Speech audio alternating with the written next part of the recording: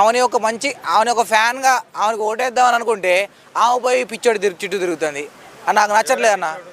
వీడు మన పృథ్వీగాడు ఏమన్నా తిరుగుతుంది. అరే నీకు ఒక ఫ్యాన్ ఫాలోయింగ్ ఉంది, నువ్వు అమ్మాయి అని ఎట్లున్నా నీకు ఓటేయాలి అని మాకు మనసు వచ్చినప్పుడు నువ్వు పోయి వాడనక తిరిగితే వాడంటేనే నచ్చుతుంది ఓడికి. అట్లా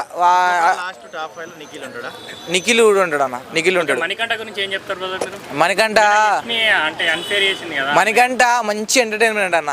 ఎందుకంటే బిగ్ బాస్లో లాస్ట్ టైం బోలే ఉన్నట్టు ఈసారి బోలే లాంటి వాళ్ళు లేడర్ అని కూడా ఒక జోకేషన్ వేయించుకుంటాడు.